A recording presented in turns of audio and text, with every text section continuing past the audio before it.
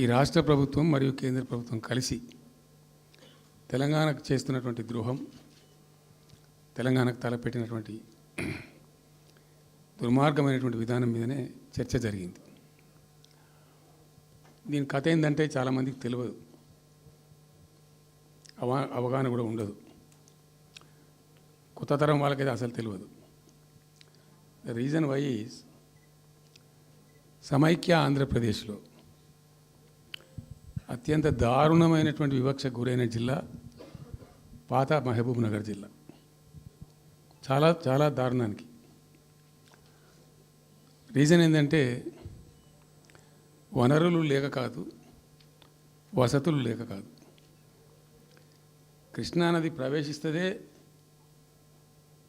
మహబూబ్ నగర్ జిల్లాలో. సరే, ఇప్పుడున్న తెలంగాణ, అప్పుడు ఉన్న ఆంధ్రప్రదేశ్ మొత్తం చూస్తే కూడా 300 and above కిలోమీటర్స్ కృష్ణానది పారుతుంది కూడా మహబూబ్ నగర్ జిల్లాలో. 308 కిలోమీటర్లు పారుతుంది. 308 కిలోమీటర్స్ పారుతుంది. ఇది రెండు రాష్ట్రాలు కలిపి లెక్క చూస్తే కూడా. అయినా కూడా 50 ఏళ్ళు అప్పటికి 50 ఏళ్ళు పరిపాలించినటువంటి కాంగ్రెస్ పార్టీ కానీ, ఆ తదనంతరం సుమారు దగ్గర ఒక 20 ఏళ్ళు పరిపాలించిన తెలుగుదేశం పార్టీ కానీ, పాలమూరుకు చాలా దారుణమైనటువంటి తిరిగి కోలుకోలేనటువంటి దెబ్బ కొట్టిన పార్టీలు ఈ రెండు పార్టీల ప్రభుత్వాలు. ఇది లోకమందరికి తెలుసు. ఆ జిల్లా యాక్చువల్లీ అప్పర్ కృష్ణా ప్రాజెక్టు, భీమా ప్రాజెక్టు, తుంగభద్ర ఎడమ కాలువ ప్రాజెక్టు, దాని ద్వారా ఆనాటికి అన్ని ఫైల్స్ ఉన్నాయి, రికార్డ్స్ ఉన్నాయి. ఏదో ఒకటి స్టోరీ కాదు. 174 TMC నీళ్ళు పాలమూరు రంగారెడ్డి జిల్లాకు రావాల్సి ఉండే. పాలమూరు జిల్లాకు ఆనాటి ప్రతిపాదిత ప్రాజెక్టుల ప్రకారం రావాల్సి ఉండే. ఆంధ్రప్రదేశే ఏర్పాటే తెలంగాణ పాలిట పెను శాపం. కొంతమందికి నచ్చదు, కానీ పెను శాపంగా పరిణమించింది ఆంధ్రప్రదేశ్ రాష్ట్ర ఏర్పాటు. మొత్తం తెలంగాణకు, అందులో మోర్ స్పెసిఫికల్లీ మహబూబ్ నగర్ జిల్లాకు జరిగినటువంటి తీవ్రమైనటువంటి అన్యాయం. SRC యాక్ట్ అంటే స్టేట్ రీఆర్గనైజేషన్ యాక్టు స్పష్టంగా చెప్తుంది, ప్రతిపాదించబడి ఆల్రెడీ శాంక్షన్ అయ్యి జరుగుతుండే ప్రాజెక్టులు, కంటెంప్లేట్ చేసి ఉన్న ప్రాజెక్టులు, వాటిని మార్చకూడదు, అవి కొనసాగించాలి. ఆ చట్టం ఉండగా కూడా వాటి అన్నిటిని కాదని వీటిని మొత్తం అబాండన్ చేసి పడేసిండ్రు. అట్లా చాలా చేసినారు. అక్కడ గోదావరి మీద చూసుకుంటే దేవునూరు ప్రాజెక్టు కావచ్చు, ఇచ్చంపల్లి కావచ్చు, రకరకాల ప్రాజెక్టులను అబాండన్ చేసినారు. అందులో అతి తీవ్రమైనటువంటి అన్యాయం మహబూబ్ నగర్ జరిగింది. ఇలా మహబూబ్ నగర్కి ఇచ్చే పాలమూరు ఎత్తిపోతలో మరొకటి కొత్త స్కీమ్ కాదు. గతంలోనే 174 TMCలకు ప్రాజెక్టులు రూపకల్పన జరిగి అంత అయింది. అయితే మేము చాలా వాదించినాం. మధ్యలో బ్రిజేష్ కుమార్ ట్రిబ్యునల్ వస్తే కూడా అక్కడ పోయి ఆ ట్రిబ్యునల్ని కలిసి చాలా ప్రయత్నాలు చేసినాం. ఉద్యమ సందర్భంలో, ఉపన్యాసాలలో, కరపత్రాలలో, జలసాధన ఉద్యమ సందర్భంలో, మా క్యాసెట్ల రూపంలో, స్పీచ్ల రూపంలో, కరపత్రాల రూపంలో, పోస్టర్ల రూపంలో, క్యాసెట్ల రూపంలో రకరకాలుగా వాదించుకుంటూనే ట్రిబ్యునల్ కూడా ఇవ్వాలని పోతే, ట్రిబ్యునల్కు ఉండే ఒక డెలికసీ ఏంటంటే వాళ్ళు రాష్ట్రాల మధ్య పంపిణీ చేస్తారు తప్ప రాష్ట్రం లోపల ఉండేటువంటి ఒక ప్రాంతానికంటే వాళ్ళు చేయరు. మీకు రాష్ట్ర హోదా లేదండి, మీరు ప్రాంతము, మీరు రాష్ట్రంతో కొట్లాడుతున్నారు, అది వేరే సంగతి, కానీ మేము స్వీకరించలేము, తీసుకోలేము చట్ట ప్రకారం అని చెప్పి వాళ్ళు నిరాకరించారు. సరే, ఆ తదనంతరం ఉద్యమం జరిగింది, మీ అందరికి తెలుసు. ఇక్కడ ఇంకొకటి కూడా తప్పకుండా చెప్పాలి.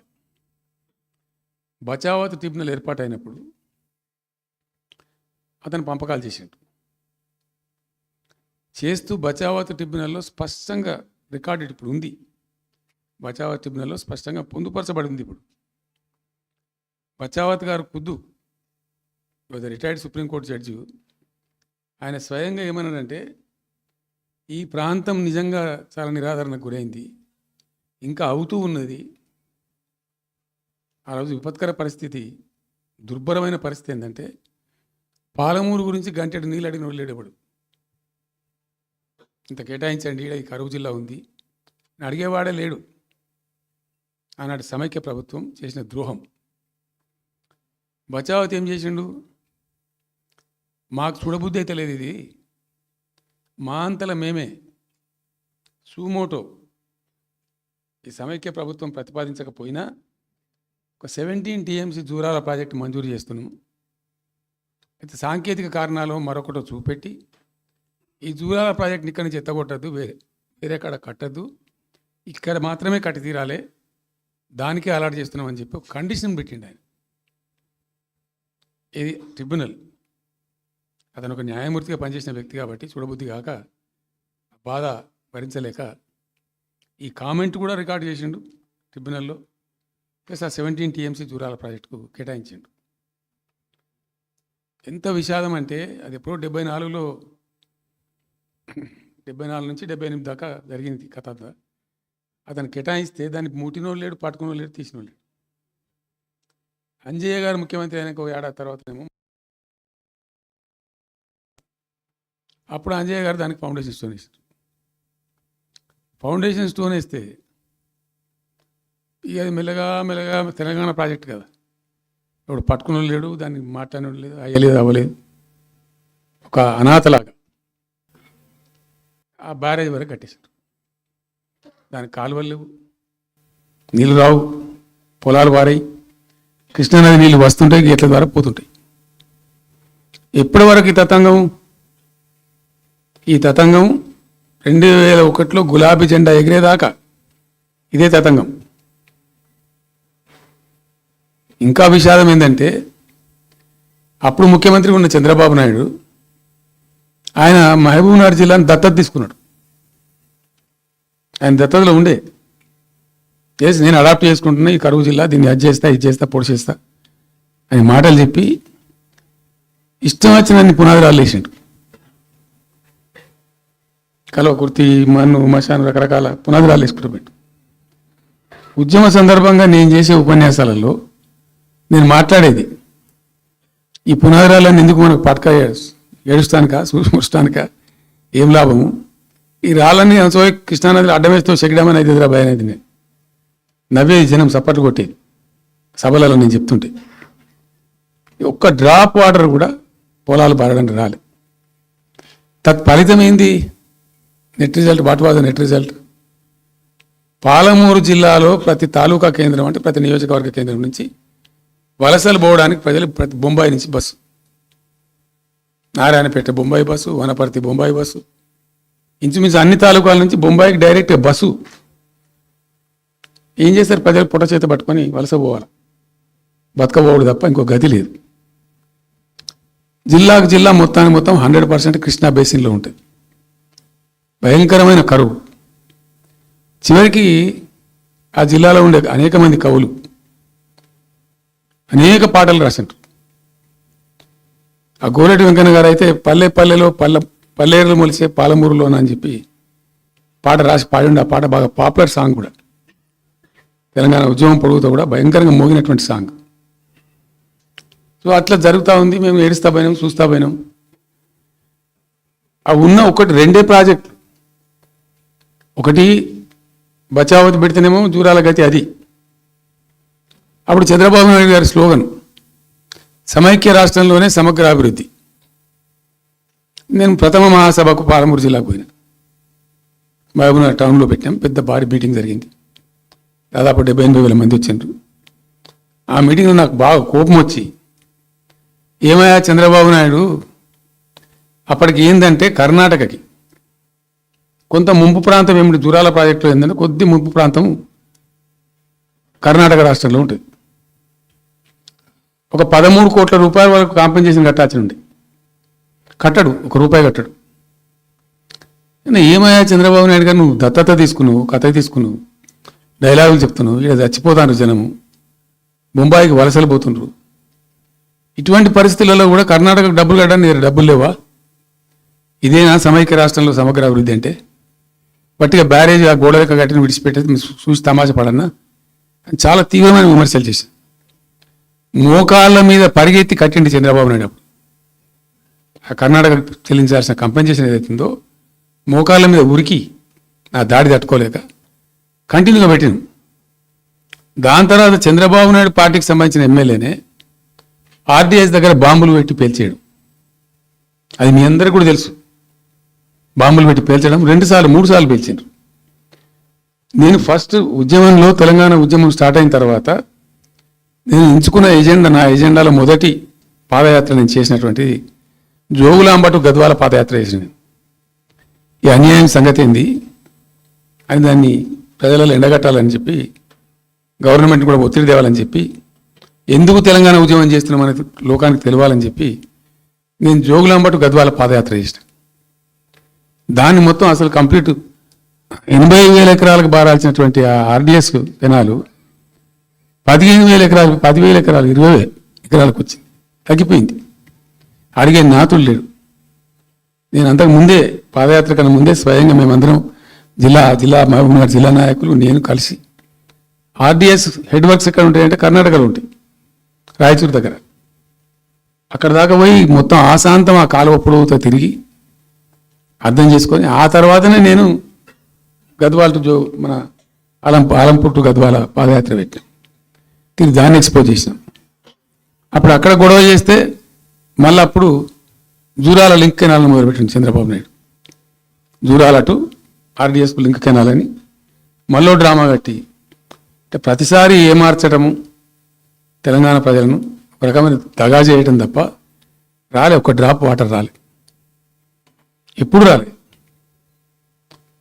సరే కొట్లాడుతూ పోయినాం, ప్రజలు బాగా కలిసి వచ్చిండ్రు, సందర్భం కలిసి వచ్చింది, తెలంగాణ అదృష్టం బాగుంది, తెలంగాణ రాష్ట్రం ఏర్పడింది. ఇదంతా కూడా మీకు అన్నముందు జరిగిన చరిత్ర, ప్రతి ఒక్కరికి తెలిసిన చరిత్ర. ఇది ఏం కొత్త స్టోరీ కాదు, కల్పిత కథ కాదు, పుట్టించి చెప్పేది కాదు. పాలమూరు జిల్లా యొక్క దరిద్రం, ఆ దరిద్రంలోకి పాలమూరు నెట్టివేయబడ్డ పరిస్థితి.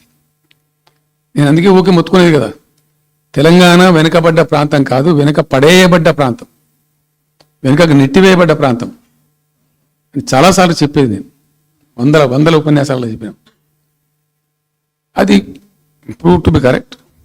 దాని తర్వాత ఎక్కడి దాకా పోయిన పరిణామాలంటే పాలమూరు జిల్లాలో ఎండాకాలం వచ్చిందంటే గంజి కేంద్రాలు పెట్టేది. ఏడిసినాం మేము ఒకరోజు. గంజి కేంద్రాలతోని పాలమూరు, ఎందుకంటే యువకులంతా పాపం వలస ఉన్న ముసలి వాళ్ళు చచ్చిపోడు, తిండి దొరకక దానికి గంజి కేంద్రాలు పెట్టి కమ్యూనిస్ట్ పార్టీలు వాళ్ళు వచ్చేది కొంత అడావుడు చేసి ప్రజలకు కొంత గంజి పోసే ప్రయత్నం. చివరి గంజి కేంద్రాలు పెట్టే స్థాయికి దిగజారిపోయింది పాలమూరు. కృష్ణా నది 300 కిలోమీటర్లు పారే జిల్లాలో చాలా దారుణం పోయింది. లివ్వా అంటే కేటాయింపులు ఉన్నాయి, పత ఉంది, కార్ఖానా ఉంది, అప్పర్ కృష్ణా పేరుంది, తుంగభద్ర కాలువ పేరుంది, రకరకాల భీమా ప్రాజెక్టు పేరుంది, అన్నీ ఉంటాయి కానీ రాదు. చూడడానికి మళ్ళీ ముఖ్యమంత్రి దత్తతలో ఉంటుంది కానీ రాదు, ఏమీ రాలే. ఇంకా అందంగా ఈ ప్రాజెక్టులను, నేను కూడా అప్పుడు తెలుగుదేశం పార్టీలో పనిచేసిన కదా, ఈ ప్రాజెక్టులకు పెండింగ్ ప్రాజెక్టులను పేరు పెట్టిన ఒక టైటిల్ గొప్పతనంలాగా పెండింగ్ ప్రాజెక్టుల జాబితాలో వాటిని తోసేసి పాలమూరున బాగా గతికి తెచ్చిండ్రు. సరే రాష్ట్రం వచ్చిన తర్వాత జరిగింది ఏంది, టోటల్గా మేము సమీక్ష చేసుకున్నాం. గోదావరి అయింది, గొంగడి అయింది, కృష్ణ అయింది, మనకు రావాల్సిన వాటా అయింది, దగా జరిగింది ఎక్కడ, ఎట్లా సరిదిద్దాలా, ఎట్లా మన ప్రయాణం ముందుకు పోవాలా, ఏం జరగాలి అని ఆలోచన చేసినాం. చాలా తీవ్రమైనటువంటి మదన పడ్డాం. టాప్ ప్రయారిటీలో ఈ జిల్లా ఆదుకోవాలి మనం, అత్యంత భయంకరమైన కరువు ఉంది ఇక్కడ, కొంచెం లైన్లో పెట్టుకోవాలి. ఇప్పుడు మన సొంత రాష్ట్రం కాబట్టి మనకు ఆ ఇబ్బందులు ఉన్నాయని చెప్పి మా ప్రస్థానం ప్రారంభించాం. మొట్టమొదలు యుద్ధ ప్రాతిపదికన ఏవైతే పెండింగ్ ప్రాజెక్టులను పెట్టినరో వాటిని రన్నింగ్ చేసినాం. వాటిని అన్నిటికన్నీ నెట్టెంపాడు కావచ్చు, భీమా కావచ్చు, కల్వకుర్తి కావచ్చు, అన్నిటిని కూడా బ్రహ్మాండంగా లైన్లోకి తెచ్చి స్టార్ట్ చేసినాం. నికరంగా 6.5 లక్షల ఎకరాలకు ఆయకట్టు తెచ్చినాం ఆ పాలమూరు జిల్లాలో మా గవర్నమెంట్ ఉన్నప్పుడే. ఇది అక్కడ ప్రజలందరికీ తెలుసు, అందరికీ తెలుసు, ప్రతి వాళ్ళకి తెలుసు. సామర్థ్యాలు పెంచుకున్నాం కొన్ని. నెట్టెంపాడులో భాగంగా ఒకటి రేలంపాడు రిజర్వాయర్ ఉంటుంది. అది జస్ట్ 1.5 TMs, 1/4 to 2 TMs అది ఉండే. నేను రివ్యూ చేసి అక్కడ రైతులతో మాట్లాడి మీకు పంట పండదు, కష్టమవుతుంది కాబట్టి దీన్ని కొద్దిగా పెంచాలని చెప్పి డబుల్ ద సైజ్ చేసినాం, 4 TMs చేసినాం పంట పండాలి కాబట్టి. అట్లా రకరకాల చర్యలు తీసుకొని దాని ద్వారా ఆ కల్వకుర్తి లిఫ్ట్ ఇరిగేషన్ ద్వారా, ఈ నెట్టెంపాడు ద్వారా, భీమా ద్వారా, భీమా phase 1 phase 2 ద్వారా అన్ని కలిపి 6.5 లక్షల ఎకరాలకు. వాస్తవం చెప్పానంటే ఎంత దుఃఖభాజనం అంటే, ఎంత బాధాకరం అంటే, కృష్ణానది 300 కిలోమీటర్లు ప్రవహించేటువంటి పాలమూరులో 30,000 ఎకరాలు కూడా పారకం లేదండి.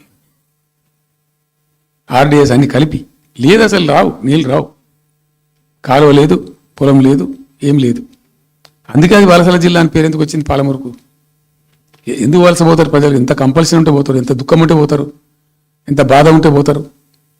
ఆ విధంగా ఒక 6.5 లక్షల ఎకరాలు దానికి తెచ్చినాం. మిషన్ కాకతీయలో కొద్దిగా ప్రయారిటీ పెట్టి, భౌగోళికంగా బాగా విశాలంగా ఉండే జిల్లా కాబట్టి ఇప్పుడు కొత్త జిల్లాలు చేసుకున్నాం, కానీ ఆ రోజు అది పెద్ద జిల్లా. దానికి మిషన్ కాకతీయలో టాప్ ప్రయారిటీ ఇచ్చి మైనర్ ఇరిగేషన్ చెరువులు మొత్తాన్ని పోయినాయిగా అమ్ముకున్నారు, అబాండనని మిగిలిన వాటిని కొన్ని సామర్థ్యాలు పెంచి ఒక పద్ధతికి తెచ్చినాం. అదో 1,20,000 ఎకరాలకు అది దోహదపడేది. చెక్ డ్యాములు కూడా కట్టుకున్నాం, చాలా వాగుల మీద 100 కొద్ది చెక్ డ్యాములు కట్టినాం. ఇవన్నీ కూడా మీ కళ్ళ ముందే జరిగినాయి, మీ అందరికీ కూడా తెలుసు. ఈ RDS కెనాల్ది మోసం జరిగింది కాబట్టి మధ్యలో తుంగభద్ర మీద పెట్టి తుమ్మిల లిఫ్ట్ కూడా తెప్పించి తుమ్మిల లిఫ్ట్ కూడా పూర్తి చేసినాం. ఏది RDS ద్వారా కోల్పోయిన ఆయకట్టును రిస్టోర్ చేయడానికి తుమ్మిల లిఫ్ట్ కూడా స్టార్ట్ చేసినాం, నీళ్ళు పోపించినాం, బ్రహ్మాండంగా ఆయకట్టు అంతా పార్పించినాం. ఇట్లా అనేక రకాల చర్యలు అవి తీసుకొని ఒక 6.5 లక్షల ఎకరాలకేమో నెట్ ఆయకట్టు వచ్చింది. ఇండైరెక్ట్ ఆయకట్టు ఏమో భూగర్భ జలాలు పెంచడానికి కట్టిన చెక్ డ్యాములు, మైనర్ ఇరిగేషన్ బాగు చేయడం, దాని ద్వారా కూడా 1,50,000 ఎకరాలకు వచ్చింది. ఆ తదనంతరం మరి మనం ఎట్లా ముందుకోవాలా, ఏం చేద్దామని చెప్పి ఈ రంగారెడ్డి జిల్లా కూడా వాళ్ళు పాపం కృష్ణా బేసినే, ప్రతి డ్రాప్ రంగారెడ్డిలో పడే ప్రతి వర్షం చుక్క కృష్ణానదికి పోతుంది, ఇంకెక్కడికి పోదు. నల్లగొండ జిల్లాలో కురిసే ప్రతి వర్షం చుక్క కూడా కృష్ణానదికి పోతుంది. 100% ఈ 3 జిల్లాలు కూడా నల్లగొండ, రంగారెడ్డి, పాలమూరు ఇవి 100% కృష్ణ బేసిన్లో ఉన్నాయి. మనము ఏదైతే మనకు కేటాయించిండ్రో ప్రాజెక్ట్ వైజ్ అనో ఇంకోటనో కంబైన్డ్ స్టేట్ ఉన్నప్పుడు జరిగినటువంటి మోసం నుంచి బయటికి రావాలంటే మనం రాష్ట్రం ఏర్పడ్డ తర్వాత కొట్టాడాలి, మన వాటా మనం సాధించాలి. రివిజన్, కృష్ణా జలాల యొక్క పునఃపంపిణీ మీద ట్రిబ్యునల్ వేయించుకోవాలి, రివిజన్ పెట్టియాలి అని ఒక స్ట్రాటజీ పెట్టి దాన్ని కొట్లాను. సరే, ఇందాక నేను చెప్పినట్టు దేవుని దయ వల్ల తెలంగాణ రాష్ట్రం వచ్చింది. ఈ ప్రాజెక్టు కంప్లీట్ చేస్తూనే పాలమూరు రంగారెడ్డి ఎత్తిపోతల పథకానికి శ్రీకారం చుట్టాం. యాక్చువల్ ఫ్యాక్ట్ ఏంది, పాలమూరు రంగారెడ్డికి మేము ఆ రోజు మనసులో ఇంటర్నల్గా మాట్లాడుకొని డిపార్ట్మెంట్ కావచ్చు, క్యాబినెట్ కావచ్చు, విదిన్ ద పార్టీ కావచ్చు, ఆ జిల్లాల నాయకులతో కావచ్చు, మా స్ట్రాటజీ ఏంది, పాలమూరు రంగారెడ్డి ఎత్తిపోతల పథకానికి 170 TMs తీసుకోవాలి. This was the strategy of BRS government. ఎక్కడి నుంచి తీసుకోవాలా, అనేక ఆంక్షలు, మాటలు, బట్టి డైలాగులు, ఏపీ నుంచి వచ్చే వ్యతిరేకత, ఇవన్నీ దృష్టిలో పెట్టుకొని ఏం చేసినాం, నికరంగా లెక్కలు తెప్పించినాం. ఈ మహబూబ్ నగర్ జిల్లాలో మైనర్ ఇరిగేషన్లో పాత చెరువులు ఏవైతే బచావ్ అవుతున్నప్పుడు లెక్క పెట్టినటువంటి చెరువులు ఏవైతే ఉన్నాయో ఉన్నాయన్నీ మాయమైనవి. వాటి సామర్థ్యం ఆ రోజు ఎంత, ఇవాళ నెట్ సామర్థ్యం ఎంత అని లెక్కలు తీసి కేంద్రానికి సమర్పించి ఒక 45 టీఎంసీ రెండు దానికి కేటాయించింది ఆ రోజు మేము ఎంత అంటే 90.81 టీఎంసీ 90.81 పాలమూరు రంగారెడ్డికి మేము కేటాయించింది ఆ రోజుకు. అయితే 170 ఎట్లా అంటే మరి మాకు ఇంకా వాటా వస్తుంది కదా, ట్రిబ్యునల్ వచ్చిన తర్వాత మాకు వాటా వస్తే దానిలో తీసుకున్న నీళ్ళని కూడా దీనికే మనం అటాచ్ చేసుకుంటామని చెప్పి 91 పాయింట్ తీసుకున్నాం. ఎట్లా తీసుకున్నాము? బచావత్ ట్రిబ్యునల్లోనే ఒక తీర్పు చాలా స్పష్టంగా ఉన్నది, డెసిషన్ అది ట్రిబ్యునల్ యొక్క నిర్ణయం. ఏంటిది?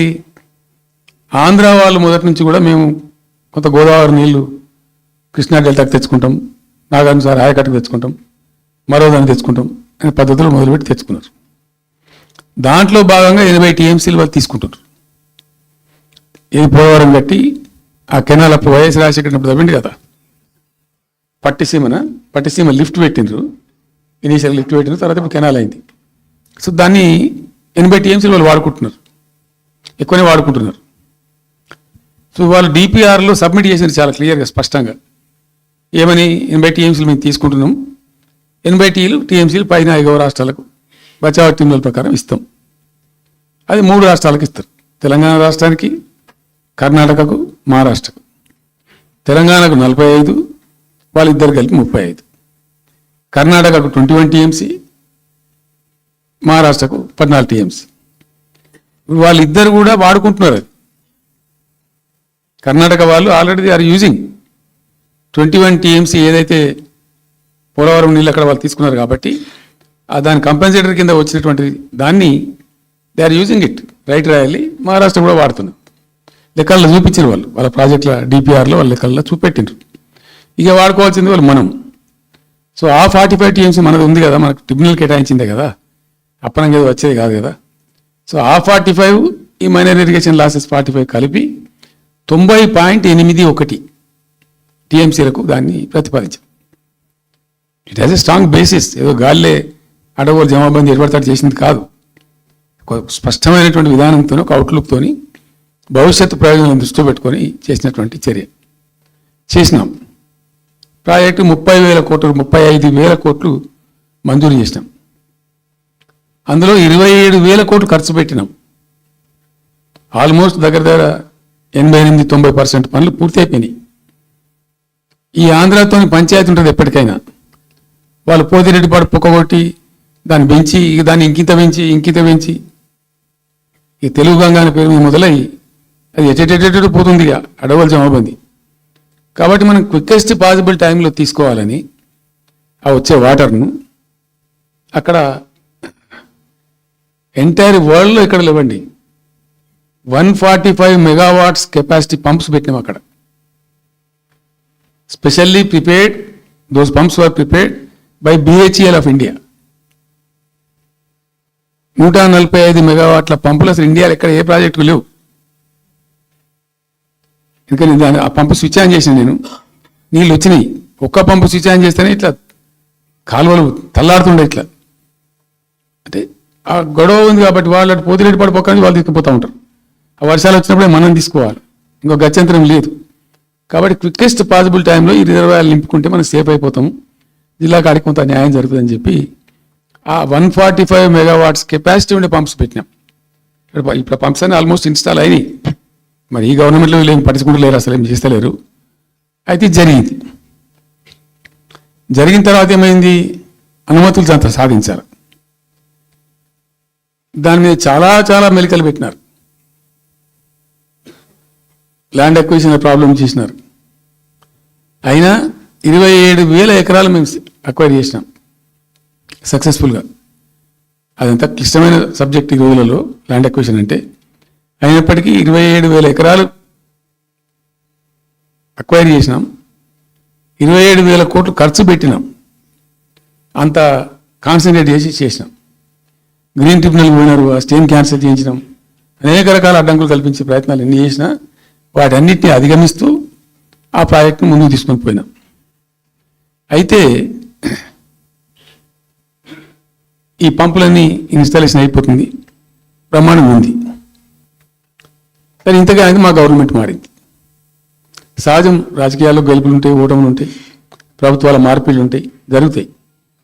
కానీ ఇంత తెలుగు తక్కువ దద్దమ్మ ప్రభుత్వం వచ్చినా, నెక్స్ట్ సక్సెసివ్ గవర్నమెంట్ ఎవరు వచ్చినా రాష్ట్ర ప్రయోజనం కదా ఒక ప్రాజెక్ట్ అంటే. ప్రజలకు నీళ్ళు వచ్చేది కదా, ప్రజలు బ్రతికేది కదా, దాన్ని కొనసాగిస్తారు. ఇప్పుడు ఒక్క తట్టెడు మట్టి కూడా తీయలేదండి. మా గవర్నమెంట్ పోయిన తర్వాత పాలమూరు ఎత్తిపోతల పథకంలో ఒక తట్టెడు మట్టి కనీసం తీయలే. మరి దాన్ని ఎందుకు అబాండన్ చేసిండ్రో, దాని ఇంకేం ఉద్దేశం ఉందో, ఇంత నిష్క్రియాపరత్వం ఏంది, ఇంత దారుణం ఏంది. 2 నెట్ సంవత్సరాలు గడిచిపోయినాయి. ఇప్పుడు మేము గమనిస్తున్నాం. మధ్యలో ఏమైంది, కేంద్ర ప్రభుత్వంతో తమాషా. బీజేపీ మొదటి నుంచి మాకు తెలంగాణకు శని అయింది. అది కేంద్ర ప్రభుత్వం ప్రతిదాన్ని వ్యతిరేకించడమే. ప్రతిదానిగా చంద్రబాబు నాయుడు ఎన్డీఏలో చేరడం, ఆయన మాటలు పట్టుకొని వ్యతిరేకించడం, అడ్డంగా ఇష్టం వచ్చిన పద్ధతిలో. మేము బాగా కొట్టాను. మేము ఉన్న రోజులు అనేకమైనటువంటి పోరాటాలు చేసి దాన్ని ఎప్పటికప్పుడు సాధించుకున్నాం. అనుమతులు కానీ ఇంకోటి కానీ మొత్తం 9-10 అవసరం పడతాయి. అందులో 6 అనుమతులు ఆల్రెడీ వచ్చేసినాయి. Main environmental impact, environment assessment కమిటీది అదే మెయిన్ అసలు ప్రాజెక్టుకు లైఫ్ లైన్. దాని మొత్తం అనుమతులు వచ్చేసినాయి. దాని తర్వాత మిగిలిన అనుమతులన్నీ లాంఛనమేగా ఇచ్చేయాల్సిందే. అది ఇచ్చిందంటే అటువంటి అతి ముఖ్యమైనటువంటి అనుమతి కూడా తెచ్చినాం. అన్ని వచ్చిన తర్వాత కేంద్ర ప్రభుత్వం మొన్న చంద్రబాబు నాయుడు ఎంపీలు అవసరం ఉంది కదా అక్కడ వాళ్ళకు. ఇప్పుడు ఇద్దరు ఎంపీలు అవసరం కదా, నితీష్ కుమార్, చంద్రబాబు నాయుడు. దానికోసం బీజేపీ ఎంతకైనా దిగజారుతుంది. అక్కడ ప్రభుత్వం నిలబెట్టుకోవాలి కాబట్టి ఎంతకైనా దిగజారి ఆయన మాట పట్టుకొని డిపిఆర్ను వాపసు పంపించారండి. మేము ఉన్న రోజులు రాలే డిపిఆర్ వాపసు. అనుమతులు తెచ్చిన ఉంటాం మేము. ఇంకా డిపిఆర్ వాపసు వస్తే భూమి ఆకాశం ఒకటి చేయాలా రాష్ట్ర ప్రభుత్వం? ఎంత లొల్లి చేయాలా, ఎంత హడావుడి చేయాలా?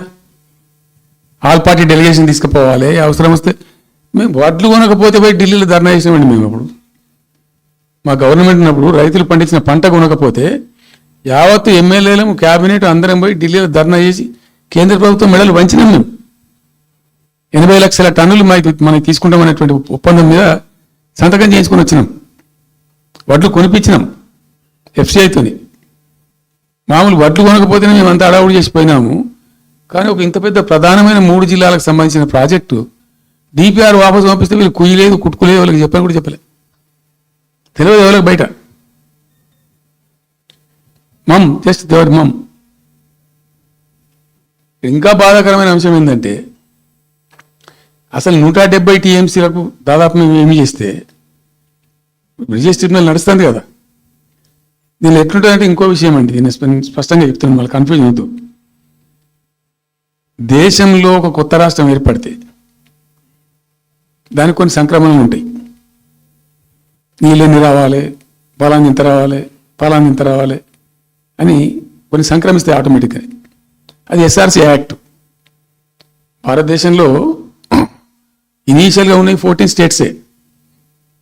ఇప్పుడు జమ్మూ కాశ్మీర్ అదేదో వాళ్ళు చేసినారు, కానీ అదర్వైజ్ 15 రాష్ట్రాల తర్వాత ఏర్పడ్డాయి. వాళ్ళు దాన్ని ఇప్పుడు యూనియన్ టెరిటరీ చేసింది కదా లద్దాఖ్ను.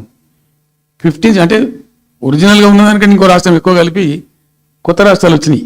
సో వాటికి ఒక పద్ధతి ఉంది. ఏ రాష్ట్రం ఏర్పడ్డప్పుడు దానికి ఏదేమి ఇవ్వాలి, హైకోర్టు ఎట్లా, పలాంది ఎట్లా అన్ని దానికి ఒక చట్టం ఉంది. అవన్నిటిని బుల్డోజ్ చేస్తూ ఇక్కడ ఇయ్యలే.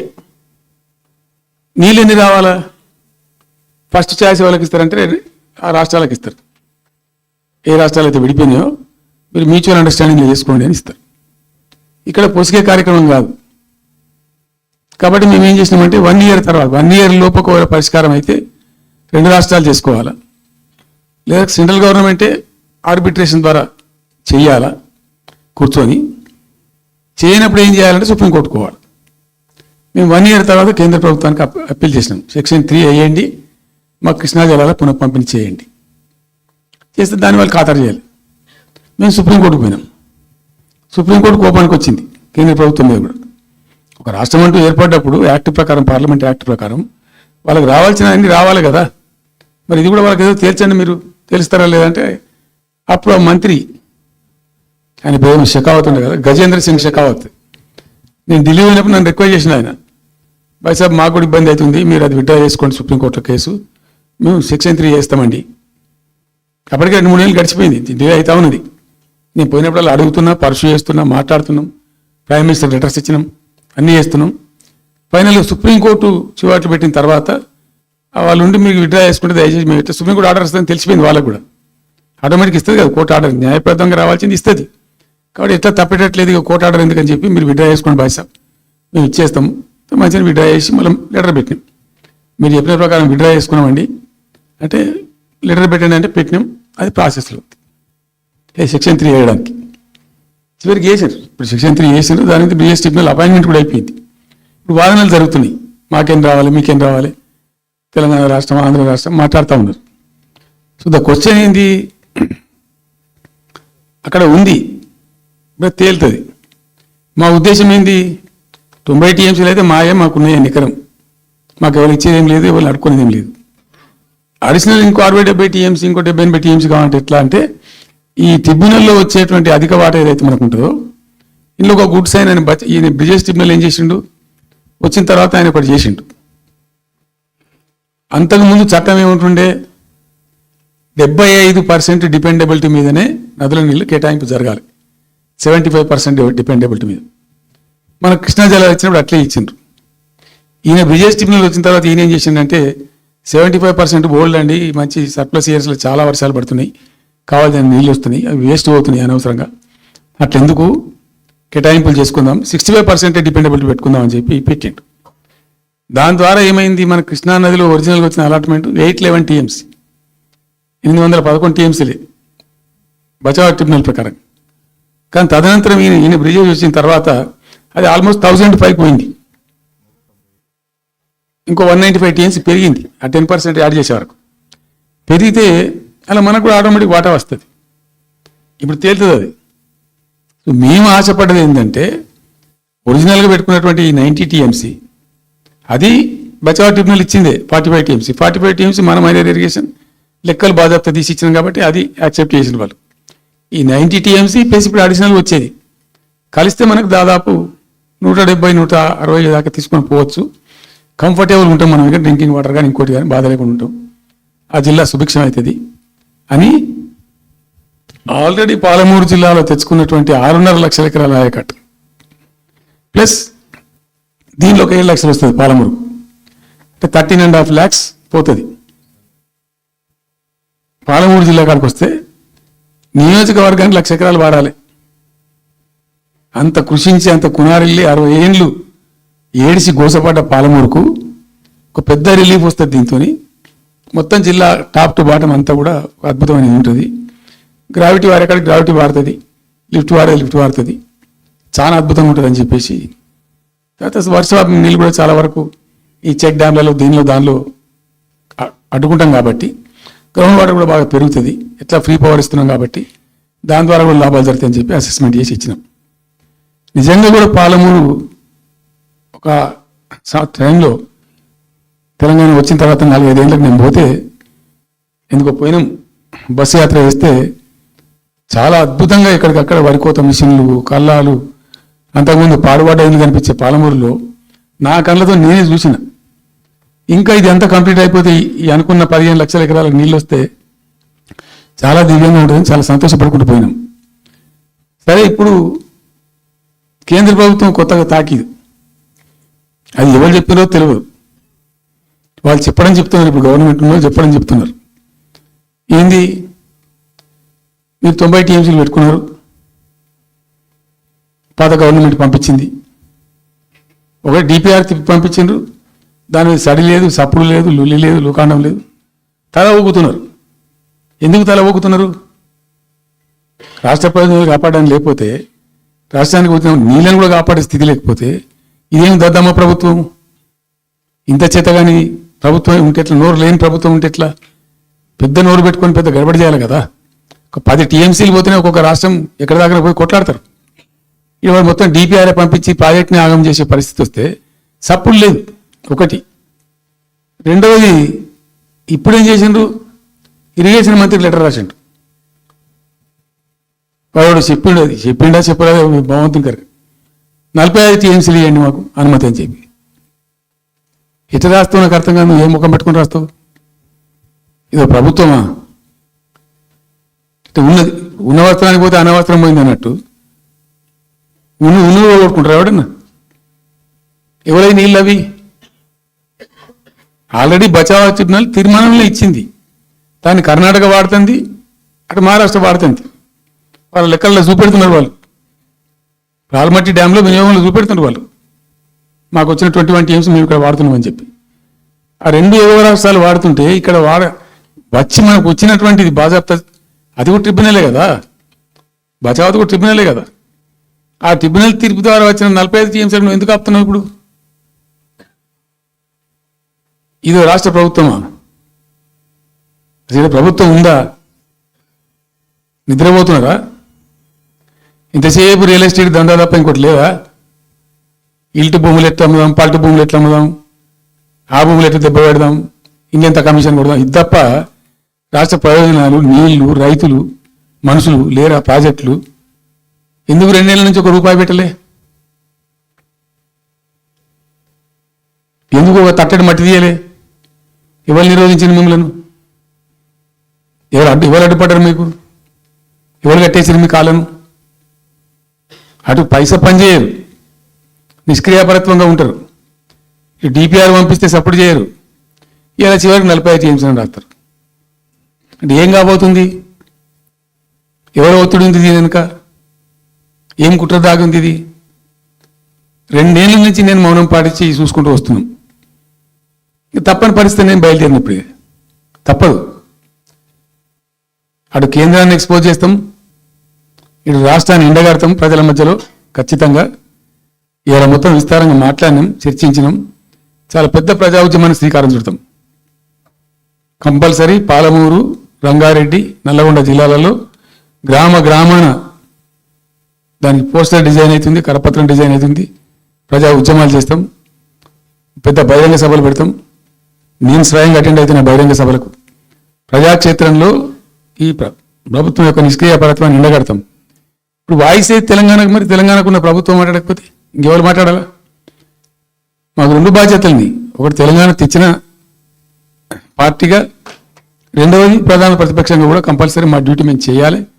అందుకోసం గాను వీళ్ళు తమాషకు మేము అదొకటి అడ్డం పొడవు మాట్లాడి, కిరికిరి మాటలు మాట్లాడి, ఈ కారు కూతలు పూసి ఏదో చేస్తామని కూడా నడవదిగా. ఈ 7 దాకా వేరే కథ, రేపటి నుంచి వేరే తోలు తీస్తాం ఎక్కడికక్కడ. ప్రజలు ఖచ్చితంగా ఎక్కడికక్కడ నిలబెట్టే ప్రయత్నం చేస్తాం. అడుగున చెక్ చేస్తాం, ప్రతి విషయంలో చెక్ చేస్తాం. Sufficient time we have given. మేము తొందరపడి మేము ఎందుకు కన్నీరు వేయి, మా ప్రభుత్వం పోయింది వీళ్ళు వచ్చింది అనేటువంటి ఒక పిచ్చి అయ్యి అట్లా మేము చేయలే, అటువంటి వాడికి పోలే. ఇష్యూల మీద పోరాడుతున్నాం, ఒకే ఫీజు రియంబర్స్ మీద పోరాడుతున్నాం, ఇంకోటి పోరాడుతున్నాం. రకరకాల భూదందాల మీద, దోపిడీ మీద, చెర్ల మీద పోరాడుతున్నాం. పార్టీ కొట్లాడుతున్నది, తప్పదు కాబట్టి కొట్లాడుతాం. ఇప్పుడు మొత్తం మొదటికే ముప్పొచ్చే పరిస్థితి ఉంది. గోదావరి మీద అరాకిరి చేసి చంద్రబాబు నాయుడు, ఏపీ ప్రభుత్వం నల్లమల సాగరు, ఈ సాగరు, ఆ సాగరు, అటు గోదావరి దోపిడీ జరుగుతూ ఉంటే దాని మీద సప్పులు లేదు. ఇటు కృష్ణలో ఇంత ఘోరంగా పాలమూరు ఎత్తిపోతల మీద దీని మీద సప్పులు లేదు. మరి ఎవరి ప్రయోజనాల కోసం ఉన్నట్టు రాష్ట్ర ప్రభుత్వం? ఏం చేయడానికి ఉన్నట్టు? ఏం జరుగుతున్నట్టు రాష్ట్రంలో?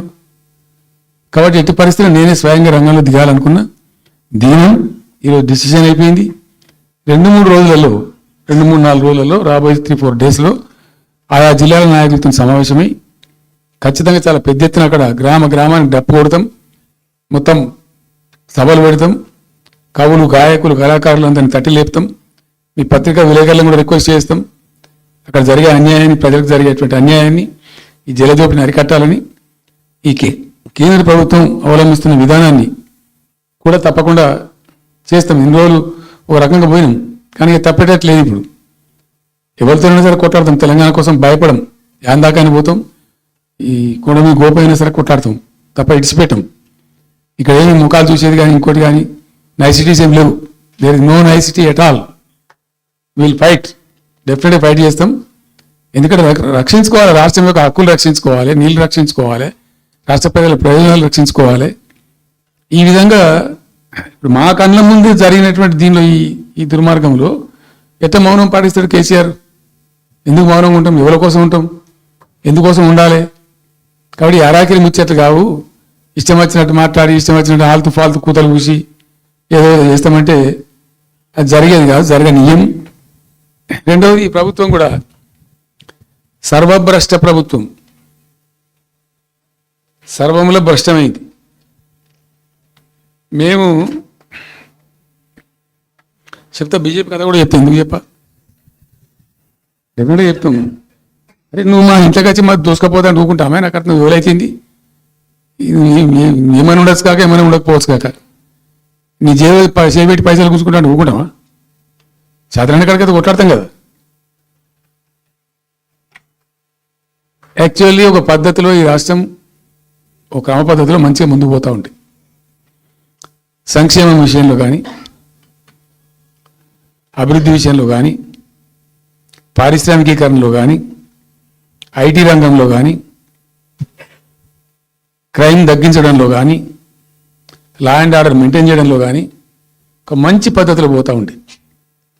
ఇవాళ ఏందండి, జంట నగరాలలో పట్టభాగాలు నడి రోడ్డు మీద హత్యలు జరుగుతున్నాయి. అడిగే దిక్కు లేదు. మానభంగాలు జరుగుతున్నాయి, రేపులు జరుగుతున్నాయి. ఎన్సీఆర్బీ రిపోర్ట్ ప్రకారంగా 20% క్రైమ్ రేట్ పెరిగింది తెలంగాణలో. పీస్ఫుల్ స్టేట్ ఉండే, ఫ్రెండ్లీ పోలీసింగ్ ఉండే, అవన్నీ ముఖ్యమైపోతున్నాయి ఇవాళ తెలంగాణలో. చూస్తున్నాం మేము, మౌనం పాటించడానికి చూసుకుంటూ గమనించుకుంటూ రికార్డు చేసుకుంటూ అని చర్చ చేస్తున్నాం. ఎప్పటికప్పుడు పెరిగిపోయినాయి. వాగ్దానాలు ఏంటంటే వీళ్ళు చేసినాయి. మంచిగా ఉన్న ప్రజలను, మాకు ఓటేసే ఉద్దేశంలో ఉన్న ప్రజలను పచ్చి అబద్ధాలు టెంప్ట్ చేసి మోసం చేసి, ఈ రాష్ట్ర ప్రజానీకాన్ని మోసం చేసి దొంగ మాటలు చెప్పి మాయ మాటలు చెప్పి అర్రాస్ పాటలు వాడినట్టు వాడినండి. వేలం పాట వాడినట్టు. కేసీఆర్ 10,000 ఇస్తాడు రైతు బంధుకు, మేము 15,000 ఇస్తాం. మహిళలకు 2,500 ఇస్తాం. కేసీఆర్ కళ్యాణ లక్ష్మి ₹1,00,000 ఇస్తాడు, మేము తులం బంగారం కల్పిస్తాం. మీరు పెళ్లిళ్ళు చేసుకోకుండా ఆపుండ్రి. ఇదే ప్రభుత్వం మీరు చెప్పినటువంటి మాటలు పెళ్లిళ్ళు చేసుకుంటూ ఆగిపోండి. మీరు నవంబర్లో చేసుకునే బదులు డిసెంబర్లో చేసుకుంటే తులం బంగారం కూడా వస్తుంది. ఉపన్యాసాలలో చెప్పినండి, మా ఉన్నాయి క్యాసెట్లని. ఇంకేం చెప్పిండ్రు? పెన్షన్ తీసుకునే ముసలి వాళ్ళు అవుతున్నారో నవంబర్లో తీసుకోకుండా డిసెంబర్లో 4,000 వస్తుంది. తెల్లారే ఇంకేం మాట్లాడిండ్రు? ఏంటి అది? 2 లక్షల రుణమాఫీ నరికిండ్రు. ఉరుకుండ్రి బ్యాంకుల పంట పోయి జల్దీ తెచ్చుకోండి. ఇక ఒక్కటి కాదు, అట్లా అర్రాస్ పడవాడినట్టే. చివరికి విద్యార్థులకు, పాపం పేద విద్యార్థులకు ఇండియా ఒక స్కూటీలు కాదా బాబు, చాలా ఉన్నాయి. శాంతానంత లిస్ట్ 420 హామీలని చాలా ఉన్నాయి. నేను కొన్ని హైలైట్ చేసి చెప్తున్నాను. టెంప్ట్ చేయడంలో, ఫర్ ఎగ్జాంపుల్ ఇప్పుడు ఇండియా మొత్తంలో ఎక్కడ ఇయ్యరండి. మేము మొత్తం కూడా 100% సమ్మిళితమైన అభివృద్ధిని మేము ముందుకు పోయినాం. ఇట్లా ఏకపక్షంగా ఏకోన్ముఖంగా పోలే. మేము ఆల్ ఫ్రంట్స్ కవర్ చేయాలని చూసినాం. పేద పిల్లలు ఉంటారు, వాళ్ళకి పాపం విదేశీ విద్య లేక సీట్ వస్తుంది. చదువుకోవాలని ఆశపడతారు, పోలేరు. వ్యక్తిగతంగా మమ్మల్ని అంటే మేము పార్టీగతంగానో వ్యక్తిగతంగానో చేసేది కొంతవరకు. పాలసీగా ఎందుకు చేయకూడదని చెప్పి ఆలోచించి 20 లక్షల రూపాయలు ఇచ్చింది. ఎస్సీ ఎస్టీ పిల్లలు పోతే వాళ్ళకి అంబేద్కర్ పేరు అని పెట్టినాం. బీసీ అమ్మాయిలు పోతే వాళ్ళకు జ్యోతిబా పూలే అని పేరు పెట్టినాం. రకరకాలుగా మొత్తం మీద వాళ్ళకి 20 లక్షల రూపాయలు ఇచ్చినాం. అంటే ఎట్లాంటి ఇష్టం వచ్చినట్టు అది కూడా పెంచుతాం. కేసీఆర్ 10 లక్షలు ఇస్తాం, మేము 12 లక్షలు ఇస్తాం. దళిత బంధు ఇట్లా ఇన్నండి ఇష్టం వచ్చిన అంటే నోటికి మొక్కాలిగా. అది కూడా 100 రోజుల లోపలనే ఇస్తాం. ఆ కార్డులు వంచుడు, సంతకాలు పెట్టి బాండ్ సంతకాలని ఇంటింటి కార్డులు వంచి మొత్తం చెడగోపం పెట్టారు. దిక్కుమాలిన దరిద్రం అంతా నెత్తిన పెట్టి కంప్లీట్ ప్రజలను టెంప్ట్ చేసి ఇలా వడ్లు ఉండలేరండి. సన్నాలు మొత్తం వడ్ల ప్రతి ధాన్యానికి లిస్టు, పెద్ద లిస్టు, శాంతానంత లిస్టు. ఇక కందులకింత, మినుములకింత, పసుపుకింత, పప్పుకింత, మొక్కజొన్నకింత, అన్నిటికీ 500 బోనస్. అన్నిటికీ ఏపీ దేనికి దిక్కు లేదు. పత్తి కొనే దిక్కు లేదు, వడ్లు కొనే దిక్కు లేదు. ప్రైవేట్గా అమ్ముకుంటారు, దోపిడికి గురి అమ్ముకుంటారు. పాపం ఏడ్చుకుంటూ కన్నీళ్ళు కుక్కుంటారు. చివరికి వస్తే యూరియా సప్లై చేసే తెలివితేటలు లేవానండి. మా గవర్నమెంట్ ఉన్నప్పుడు రైతులు గ్రామాలలో ఒక ఆటో రిక్షాకి డబ్బులు ఇచ్చి 10 బస్తాలు తెచ్చి బాబు అంటే తెచ్చి అలా పడేసిపోతుండే వాడు పొలం కాడ. ఇవాళ రైతులు రోజుల తరబడి గంటల తరబడి చెప్పులు పెట్టి, బీఆర్ఎస్ లేకముందు చెప్పుల లైన్లు ఉండే, బీఆర్ఎస్ ఉన్న రోజులు చెప్పుల లైన్లు మాయమైనవి. మళ్ళీ ఇప్పుడు కాంగ్రెస్ రాగానే మళ్ళీ ఇప్పుడు చెప్పుల లైన్లు స్టార్ట్ అయిపోయినాయి వరుస పెట్టి. మళ్ళీ ఇప్పుడు ఏందో యాపో బోపో తెచ్చిండ్రు, అది ఒత్తితే నడచలేదు, పిక్తలేదు. అది ఈ ఎరువు బస్తాకు యాప్ ఎందుకైనా నాకు అర్థం కాదు. ఇంకా ఆ యాప్లో కూడా నాకు పూర్తిగా తెలియలేదు. నేను రాత్రి కూడా చెప్పే ఆ యాప్లో ఏముంటుందట. ఇప్పుడు నాకు పట్టిందా, అది ఎన్ని మాటలు ఇస్తారట. సపోజ్ నాకు 3 ఎకరాలు ఉంది. 3 ఎకరాలు ఉంటే ఎకరానికి 2 బస్తాలు చొప్పున 3 సార్లు ఇస్తారట. అది అంటే 3 సార్లు పోవాలి. ఇక యాడికి పోవాలో నాకే తెలియదు. ముఠమూల యాపే దొరకదు కాలబెట్టి. అది ఏదైనా చదువుకొని పోరాని పెట్టుకొని విని పట్టుకొని తిప్పలు పడదామంటే కూడా ఆ యాప్ ఒత్తితే ఏం కనబడుతుందట. యాప్ ఒత్తితే ఏం కనబడుతుందట. ఏ గోదాంలో ఎరువులు అని చెప్తారట. అంటే ఇలా గజ్వేల్లో చెప్తారు, రేపు సిద్దిపేటలో చెప్తారు, ఎల్లుండి సిరిసిల్లో చెప్తారు. ఏ గోదాం ఎటు పోవాలి? ఇంతకన్నా జోక్ ఉంటుందా? రైతులకు మండల కేంద్రంలో ఎరువుల దుకాణం ఉంటుంది, తప్పితే వాళ్ళ తాలూకా కేంద్రంలో ఉంటుంది ఎక్కువ. అది సాగుకారు ఉంటాడు, ఇచ్చేటోడు ఉంటాడు, అప్పిచ్చేటోడు ఉంటాడు. మనం బాగా విస్తరించామమ్మా. నేను ఏమంటున్నాడు, 7,100 కొనుగోలు కేంద్రాలు పెట్టినాం కదా, వాళ్ళ ఊర్లో పోయి కొన్నాం కదా. ధాన్యం నెత్తిన పెట్టుకుని వాళ్ళ అంగడికి వచ్చి ఈ మార్కెట్ అప్పుడు కూడా బంద్ చేసినాం కదా. అసలు రైతు సెంట్రిక్గానే మన పరిపాలన ఉండే కదా కంప్లీట్గా. అని మొత్తం సాప్ పట్టేసారు. ఇప్పుడు అరాసపాడలు వాడి 2 సార్లు రైతు బంధు కొట్టిండ్రు. పెన్షన్ 4,000 ఇస్తామని 2 నెలల పెన్షన్ కొట్టిండ్రు. చాలా భయంకరమైనటువంటి పరిస్థితి తీసుకొచ్చింది రాష్ట్రంలో. ఇంత దిక్కుమాలిన కథ. నిరుద్యోగ భృతి ఇస్తాము, ఇవాళ మొక్కాల ఎన్ని అసలు హామీలు. నిరుద్యోగ భృతి ఇస్తాము, తోక ఇస్తాము, నోటిఫికేషన్లు ఇస్తాము, జాబ్ క్యాలెండర్లు ఇస్తాము, విద్యా భరోసా కార్డు.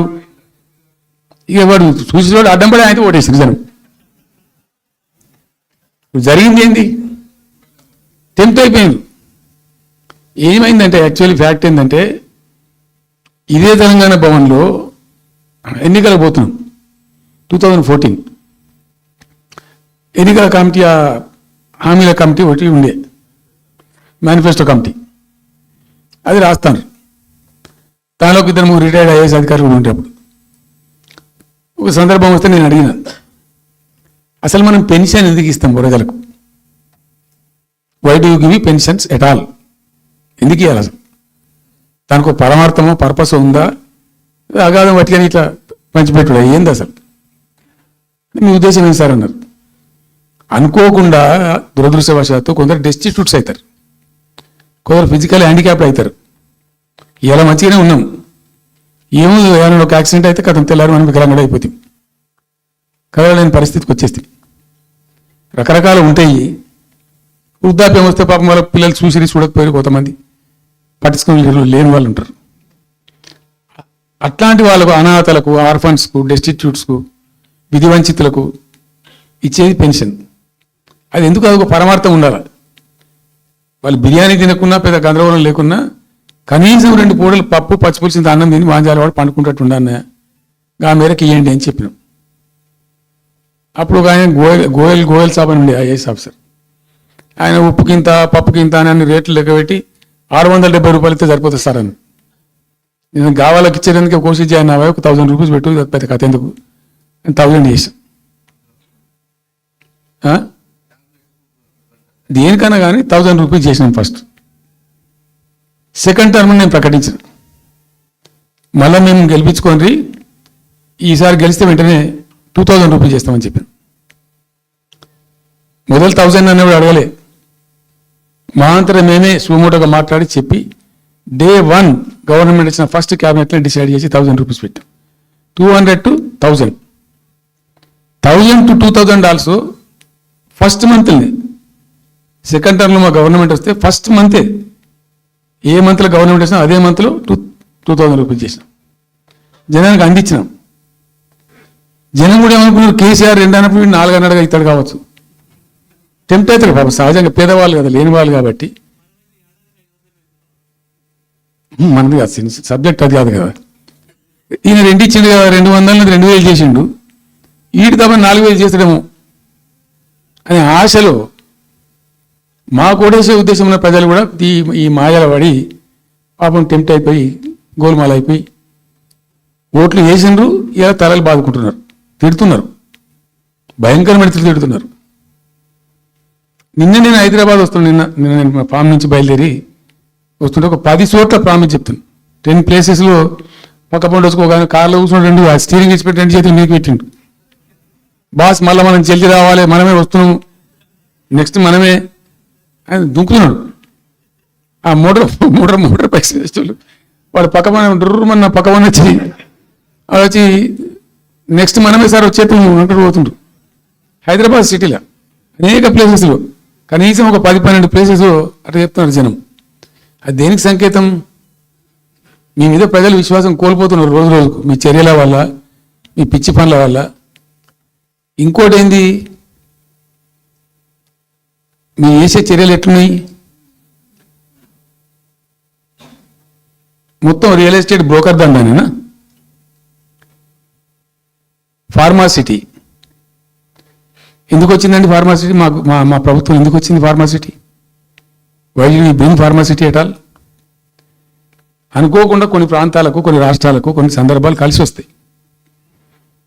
భారత ప్రభుత్వం ఆనాడు ఉన్నటువంటి నెహ్రూ గారి ప్రభుత్వంలో ఈ ఫిలకో వ్యాధి, కలరా వ్యాధి వ్యాపించి ప్రజలు ఇబ్బడిగా చచ్చిపోయేది. ఎట్లా అంటే దీనికి ప్రాపర్ మెడికేర్ లేదు, ఎక్కడికక్కడ లోకలైజ్డ్ ప్రొడక్షన్స్ ఉండాలని చెప్పి ఐడిపిఎల్స్ అని పెట్టిండ్రు, కొన్ని కీలక రాష్ట్రాలలో పెట్టిండ్రు. అందులో మన అదృష్టంకు ఆ టైంలో హైదరాబాద్ కూడా ఐడిపిఎల్ వచ్చింది. ఐడిపిఎల్ యొక్క పుణ్యమా అని దాంట్లో నుంచి కొంతమంది నేర్చుకొని బయటకు వచ్చి, డాక్టర్ అంజిరెడ్డి కూడా ఐడిపిఎల్ ఎంప్లాయ్, బయటకు వచ్చి వాళ్ళు స్వయంగా పెట్టి చాలా విస్తరించారు, చాలా అంటే చాలా విస్తరించారు. ఆయన దగ్గర అంజిరెడ్డి దగ్గర పనిచేసిన కూడా బయటకు వచ్చి వాళ్ళు పెట్టుకొని వాళ్ళు విస్తరించారు. ఇట్లా ఏమైపోయింది, Hyderabad has become a medical hub, pharma hub. ఇప్పుడు ఆయన వచ్చి నాకు డబ్బులు బాగున్నాయి కాబట్టి నేను 10,000 కోట్లు పెట్టి పరిశ్రమ పెడతాను నడవది, ఎవడబడతా అంటే వాడు పెడతా అంటే దానికి ఎక్కువ కావాలి. అంటే ఆ ఎంప్లాయీస్, ఆ టెక్నీషియన్స్, ఆ కథా కార్ఖానా ఎక్కడైతే ఉంటుందో అక్కడ సక్సెస్ అవుతుంది. అట్లా ఏమైంది, ఫార్మా యొక్క ఎక్కువ బిల్డ్ అయింది హైదరాబాద్లో. ఫార్మా యొక్క ఎక్కువ బిల్డ్ అయిన ద్వారా చాలా ఇబ్బడి ముగ్గుడిగా కంపెనీలు వచ్చినాయి ఇక్కడ. అసలు 1/3 వరల్డ్కు మన జినోమ్ వ్యాలీ నుంచే వ్యాక్సిన్ సప్లై అవుతుంది. ఇవాళ 1/3 of the world Hyderabad genome valley నుంచే వ్యాక్సిన్ సప్లై అవుతుంది. అట్లా ఎప్పుడో ఉన్న బయాలజికల్ ఈవెంట్స్ ఆ రాజుగారు స్థాపించారు ఆ కాలం 104 సంవత్సరాల క్రితం నిజాం పీరియడ్లో. అట్లాంటి కంపెనీలు వస్తూ వస్తూ వస్తూ వస్తూ వస్తూ Hyderabad has become a best destination for pharma. అయితే ఏమవుతుంది, ఆ రసాయనిక వ్యర్థాలు ఏవైతే ఉంటాయో అవి కొద్ది కారకాలు ఉంటాయి, ఇబ్బందులు కలిగిస్తాయి. మన హుస్సేన్ సాగరే కాలుష్యమయమైపోయి గబ్బు వాసన వచ్చే పరిస్థితి ఉండేది, మనం అందరం కూడా చూసినాం. దీని నుంచి హైదరాబాద్ బయటపడాలి. ఫార్మా వదులుకుందామా, వదులుకోవద్దు. మరి ఏం చేయాలా? ఒక 4 టీములు తింపిందండి నేను ప్రపంచవ్యాప్తంగా, ఐఏఎస్ అధికారుల బృందాలు. శాంతికుమార్ గారు అని చెప్పి ఆమె చీఫ్ సెక్రటరీ కూడా రిటైర్ అయింది, ఆమె అప్పుడు హెల్త్ సెక్రటరీ ఉండే కొంతకాలం.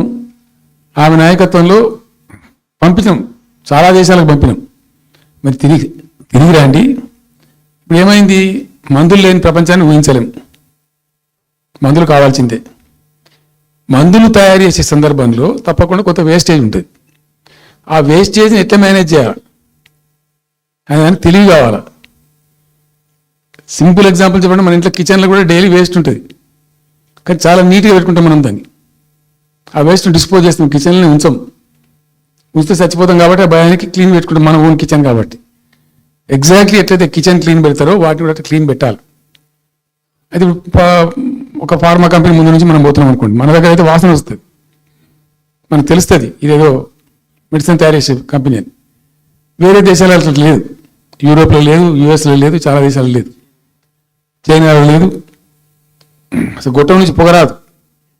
సో మనం గా మాత్రం టెక్నాలజీ మనం పెట్టుకోలేమో పెద్ద ఇష్యూ అని చెప్పి ఐఏఎస్ అధికారుల బృందాలను తింపిన నేను అనేక దేశాలకు తింపి పంపించి, హైదరాబాద్లో ఫార్మా ఉంది కాబట్టి హైదరాబాద్ యొక్క లార్జర్ ఇంట్రెస్ట్లో ఫ్యూచర్ దృష్ట్యా ఫార్మాను కాపాడుకోవాలి, ఆ ఎక్కువ పోనీయద్దు, ప్లస్ ఈ కాలుష్య భారం నుంచి ప్రజలను రక్షించుకోవాలి.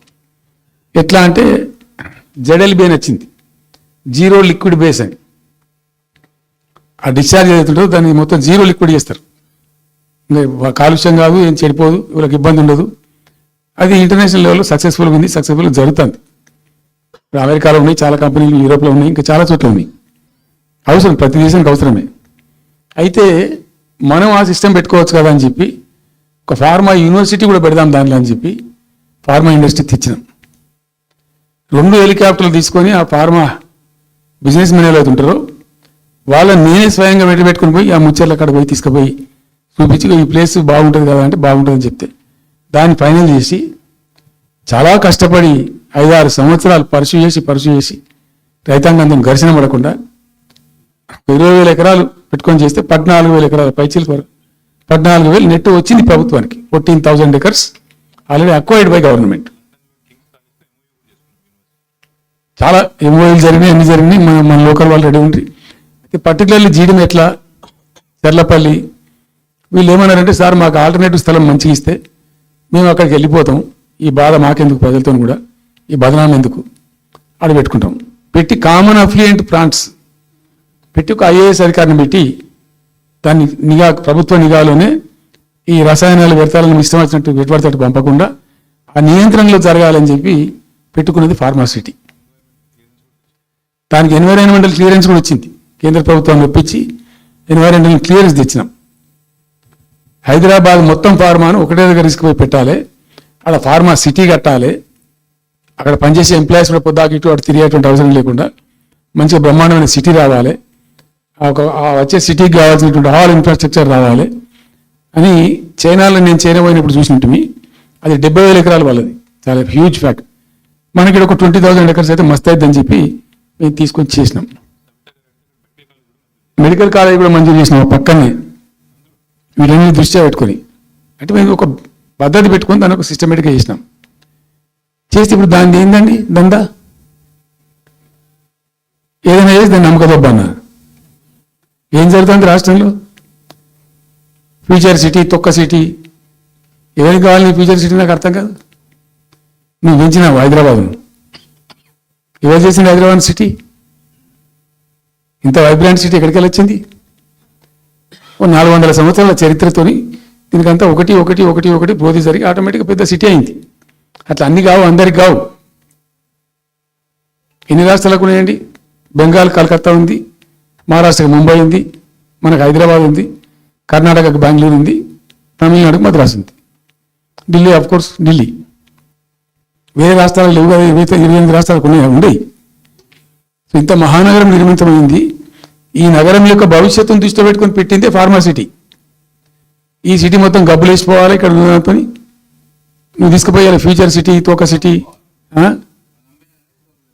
ఏందన్నట్టు. ఇది అన్ని దిక్కుమాలిన పాలసీలు, రియల్ ఎస్టేట్ బ్రోకర్ దందా తప్పితే ఇంకోటి లేదు. అన్నీ కనబడతాయి మనకు.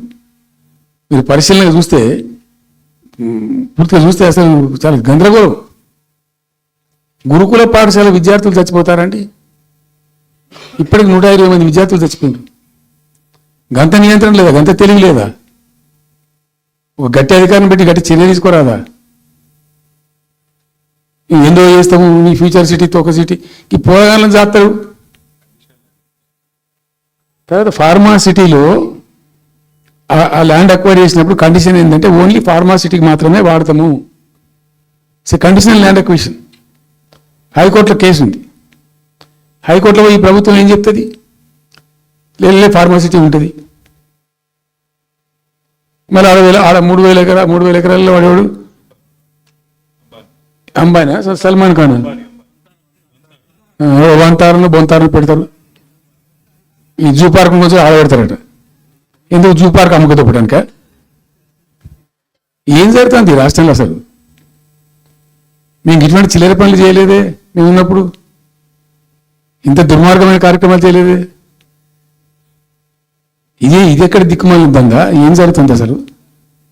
ఏం చేయదలుచుకున్నారు ఈ రాష్ట్రాన్ని? ఏం పోతున్నా? సో ఇట్లా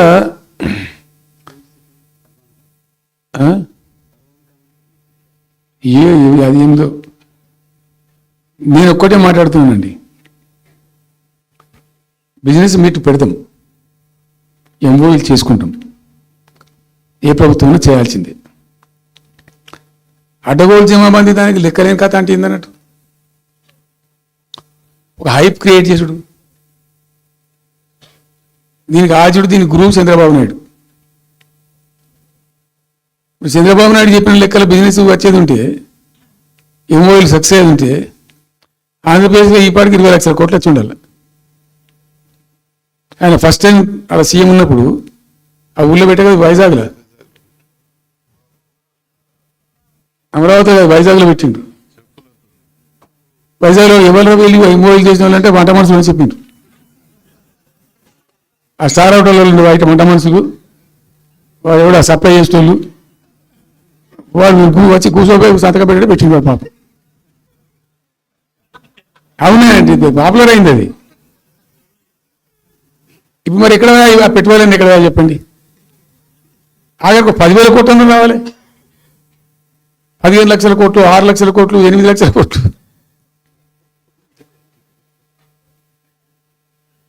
అయితే అప్పుడు తమాషా జరిగింది. ఈ భోపాల్ ముఖ్యమంత్రి, అప్పుడు నేను ముఖ్యమంత్రి నుండి భోపాల్ ఆయన పేరు శివరాజ్ సింగ్ చౌహాన్, ఆయన సీఎం ఉండే.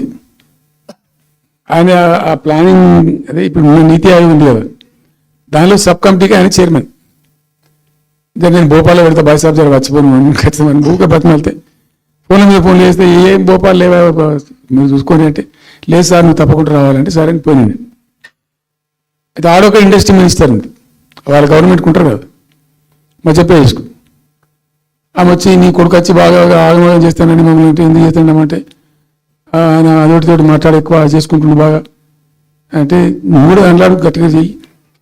ఆమె వసుంధర రాజే చెల్లెలు, ఆమె పేరు యశోధర రాజే అన్నది. అంటే నేను అంతకుముందు ఒక కొద్ది రోజుల ముందే నేను భోపాల్ పోవడానికి ఒక దాదాపు 2-3 months బిఫోరే మోడీ గారు వచ్చింది. అక్కడ వచ్చి 14 లక్షల కోట్లకు ఎంఓయూ చేసి పారేసి, ఇది మధ్యప్రదేశ్ గవర్నమెంట్.